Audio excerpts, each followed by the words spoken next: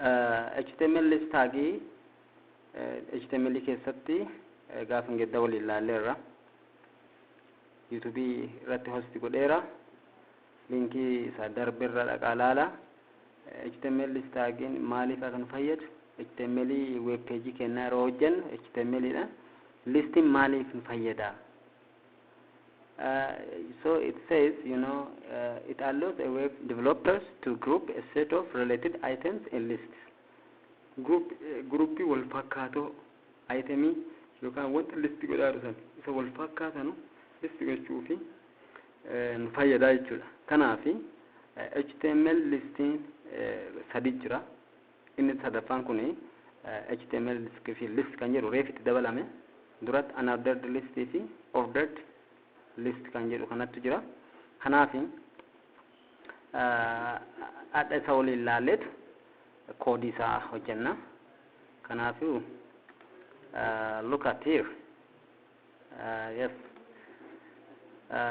we are going to see unordered HTML list that means unordered HTML listing kenna yeroo nuti display goonu bifa kanaan baa jechuudha bifa kana output isa bifa kanaan ta'a shape isa yeroo baay'ee bulletin ta'e shape qaba shape isa circle da circling case isa dibamaa ta'e isa sanin baa kanaaf hin laalla waan ta'eef akkamitti akka barreessin unordered HTML list yoo list gochuu barbaanne yookaan waan tokko list gochuu barbaanne HTML keessatti yookaan page tokko keessatti bifa kamiin deemna kan jennu isa kana inni biraamoo unordered HTML list ordered HTML list jechuun tokko lama sadi afur shan jennee listii kenna baasuu yoo barbaanne bifa kanaan deemna jechuudha kanaaf tokko waan laalluuf nurraan fagaatina inni biraamoo the description of this HTML list yeroo baay'ee lama jira sin jedhamti UL jechuun unordered list dha U asirraa dhufe achimmoo L immoo asirraa dhufe jechuudha unordered list dha isa kana yoo galchin si baasuu hin danda'u waan ta'eef jalqaba kana galfannaa jechuudha inni biraamoo OL jechuun immoo ordered list dha bifa lakkoofsaatiin bifa kamiin bifa kana akan isinii baasu ilaaltanii bifa kana akan isinii baasu yoo barbaadan OL in jalqabnaa jechuudha inni biraamoo list dha listii gochuu barbaanneeru san tokkoon list 1 list 2 list 3 jennee yookaan item 1 item 2 jennee baasuu barbaan taanaan kanatti aansinaa jechuudha kanatti aansinaa inni biraamoo special aansin jedhu inni sadaffaa jiru kun inni sadaffaa jiru HTML description list dha isa kana argitanii isa so DL description list dha item tokko barreessite kaate fakkeenya coffee jette bu'aa bunaasa ibsuu barbaadde DL taani achimmoo DT jechuun it defines what a term in the description list term isa ibsuu barbaadde bunni kana faayidaa isaa kana inni ibsuu barbaadana we have to use this one the other one is DD means it describes the item in the description list the term to describe the term in the description list so we will see them in the future so unordered list unordered list ilalla unordered list started with UL tag ilaller maalin jalqabu qaba UL in jalqaba jechuudha UL akkana yoon jalqabin you see akkasii yoon jalqabin listii keetti listii gochuu dandeettu jechuudha so each list item starts with LI item tokko isa coffee yoo ta'e tea yoo ta'e milkii ta'e kabraal kan darbitee barreessuu barbaadde LI goote yoon jalqabin seen baasu waan ta'eef UL itti aane you see UL aane list I verify jechuudha so the list items will be marked with bullets it marked with a bullet a small black circles by default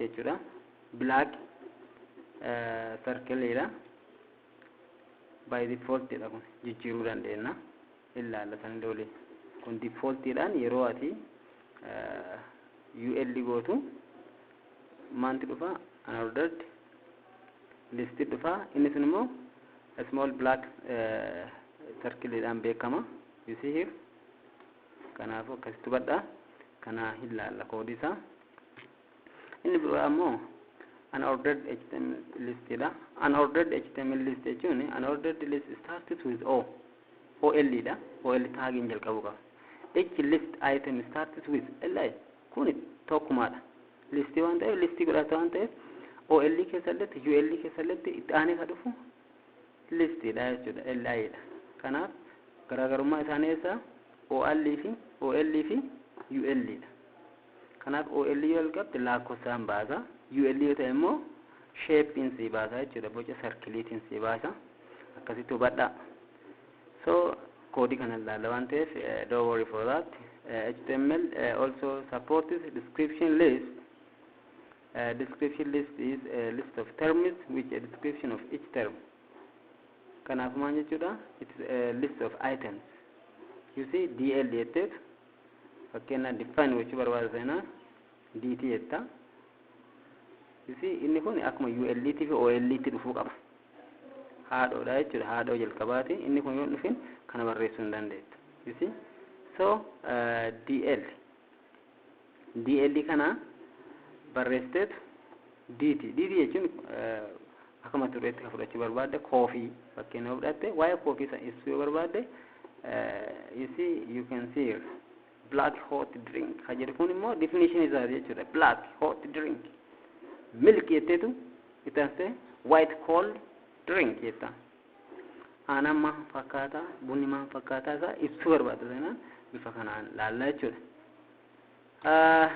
HTML link ilaalla HTML link saa hyperlink dha yeroo baay'ee hyperlink dha linki jechuun page tokko irraa gara page biraatti deemuu barbaada sana yookaan walitti page ma keessattuu ibsuu barbaada sana akkamiin akka ibsuu dandeenyu waliin ilaalla when it is an clickable link it is not a texting clickable dha yaati click gootu gara biraa deemaa jechuudha gara page click gootu so it jumps to where another document so when you hover you see the link should be changed it changes to where little hand gara mallattu harkaatti jijjiirama gara mallattu harkaatti jijjiirama xiyya harka fakkaafsanirra unit godhe link dha jechuudha it is not text form in bau link form in siba jechuudha HTML yeroo linki isaa barreessinu tag kana jalqabnaa jechuudha tag defines a hyperlink isa kana argitanii isa kana laala barreessuu jechuun linki jalqabarraa jechuudha so it has the following syntax jechuun bakka hin jijjiiramu once it is standardized you can't change it jijjiiruu hin dandeettu already standard isaati syntax dha gosa barreeffama isaati so barreessiteetu href kana fiduu qabda jechuudha kanaafuu maadha elementii dha href kun maadha attribute dha jechuudha kan gidda waliin laaleera duratti laaleera linkiita duubatti laalaati roosiif academy kan jedhu laala kliikii godhaati laala achirratti baranneerra achirra poostisni godheera waan ta'eef kanaaf itti fufee maantu barraa URL jechuun maalidha uniform resource locator jechuun bakka linkiin sun jiru kan locate nu godhu bakka san kan nu geessu fakkeenya waan tokko download gochuu barbaaddan ta'e get link download click gootu it points or it locates where this resource is bakka resource kun jiru achi si geessa jechuudha browser irratti kun yeroo baay'ee so web address fayyadama dhaqee reference isaa fudhatiisaaf web address fayyadameetu locate nu godha jechuudha or it specifies its location on the computer network kuni computer network irrattidha kanaaf it is very important attributes of kanaaf maal jenneera it is attributes of is a tag hr is attribute href is attribute which indicates the link's destination linking kenna source not destination is achi barreessna jechuudha So link does not have to be text. Link in sun man ta'uu qabu, text ta'uu qabu. A link can be an image or another HTML element. Image le ta'uu danda'a. Image le bifa linkiitiin godhuu dandeenya waan ta'eef yeroo ati image san click gootu gara page biraatti sii deema waan ta'e ilaalla jechuudha. This is an example of the link. This example shows how to create a link to product. Product kana akkamiin list gochuu barbaanna. Fakkeenya kummaan yenneerra element kanaan elementii kana jennaan kanaan immoo attribute jennaan jechuudha. As keessa barreera waan ta'eef attribute eeti jechuudha. So coffee HTML yoo gara page coffee nu geessaa jechuudha. Milk HTML yoo ati jettuun gaafa ati click gootu eessas geessa gara milkii san geessaa jechuudha. So we will see it. Thank you.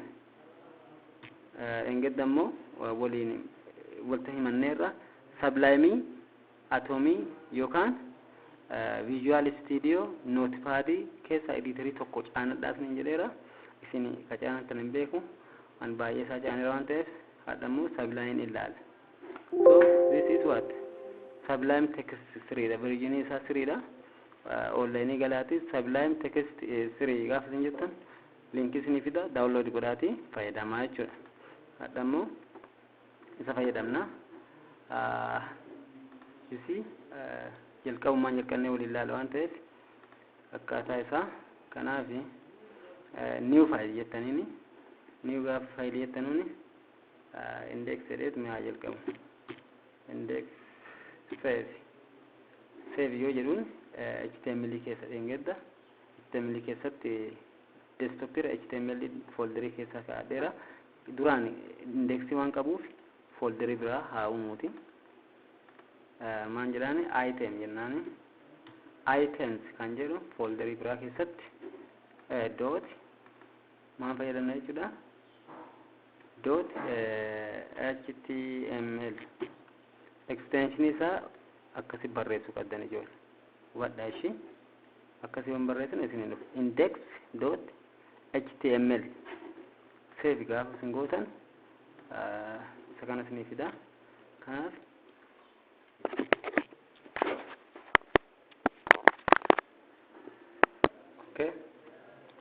okay iddoo kanatti maan jennaani jalqaba html gaafa isin jettan ofuma isaa isinii fida argitanii jiru ofuma isaa isinii fida naa guddisuuti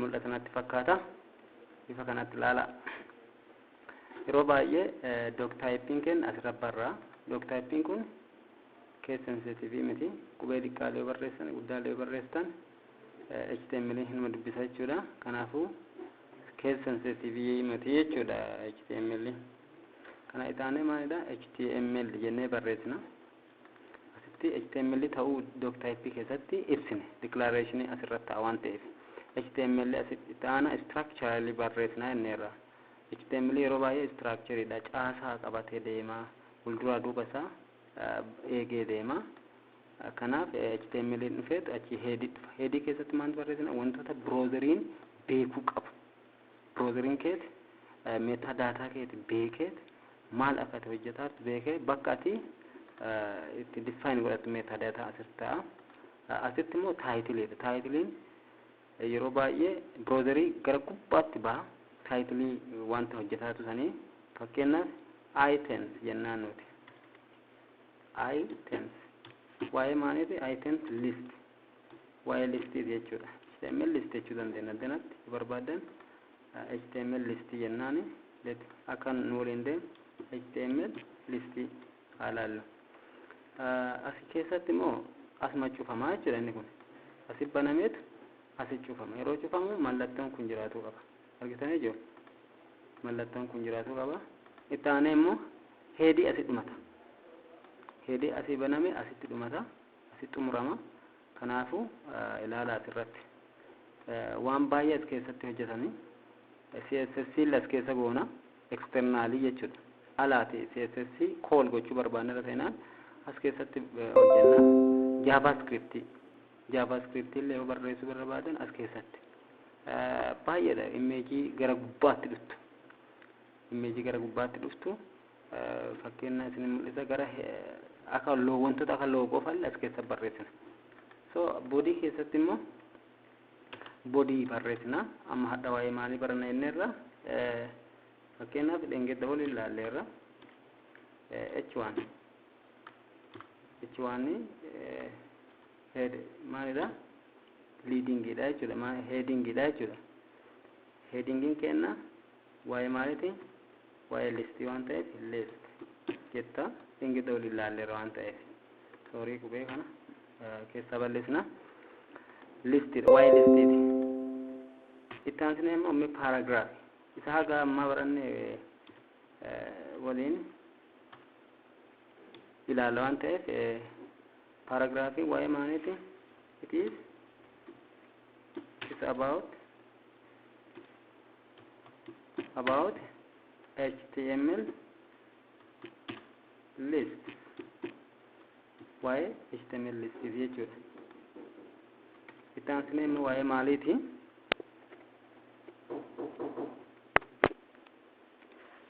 kanaaf maal onni hojjetaarru jalqaba unordered listidha UL dha jechuudha. Isin galee UL jalqabu kan isin jenne nuti.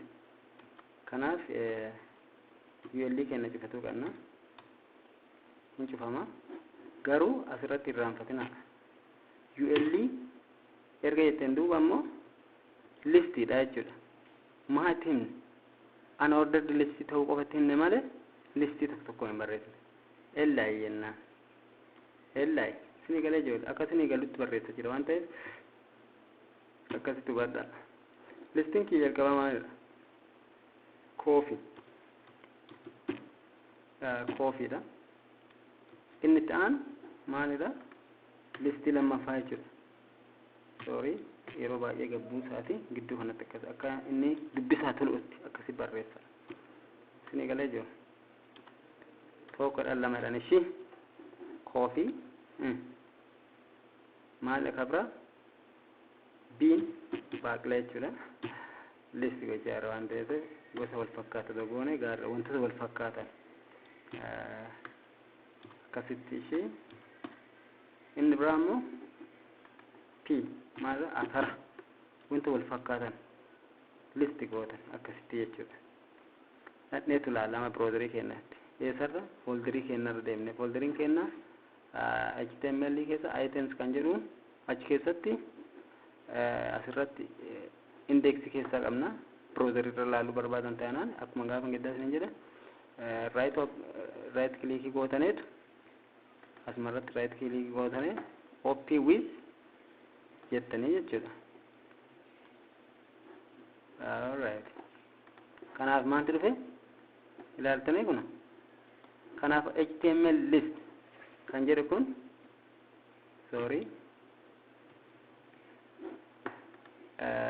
HTML list kan jedhu kun title kenna. Inni kun title kenna. Duratti isin mul'iseera. Title dha. Title kenna maalidha? HTML list dha jechuudha kun. Itti aansee immoo list jenneerra. Asirrattidha. List inni jedhu kun argitanii heading tokkoffaa hojjenne jechuudha. Itti jijjiira laala. H1 H2 H3 jedhaati itti jijjiira laala. Asitti jechuudha. Itti jijjiirtanii ilaaltanii paragraafiin kenna asirra jira jechuudha. Paragraph it is about HTML list. Paragraafiin nu baasa bifa paragraafiiti. Itti aansee immoo UL hojjenne.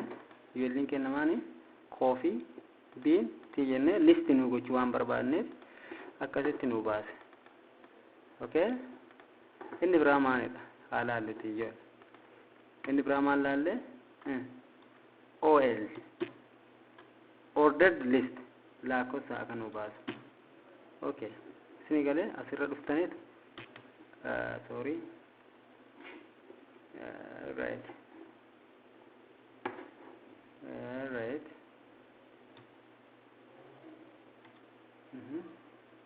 Asirratti barreeffan keessa galaati listiin tokkuma jechuudha. Listii wal fakkaata. Isin galee jira. Sorry. UL fi OL qofa garagara. Ordered fi unordered ta'uu isaa qofa ibsina.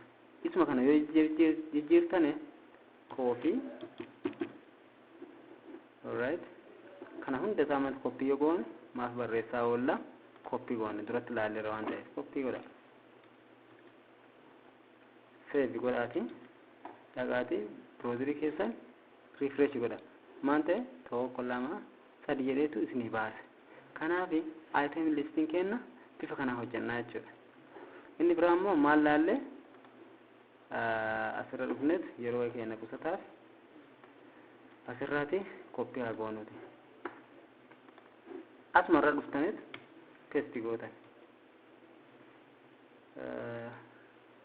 Yes.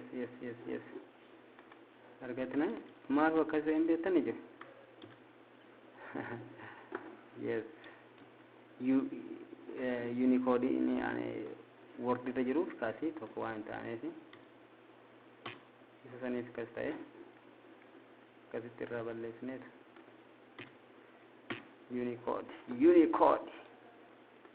Unicode malee wanta nu ilaaltanii gaafa biraa kan akkasitti balleessaarra.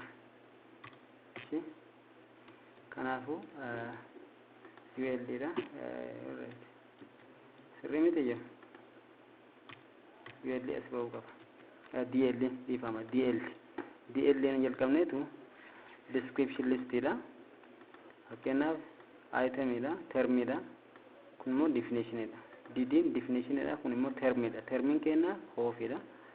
Isin galee coffee kana immoo description gochuu barbaanne ibsatti kennu waan barbaanneeruuf DD jennaan jechuudha. Asitti immoo waa'ee aananii termin kenna milkeedha. Description termidha. Description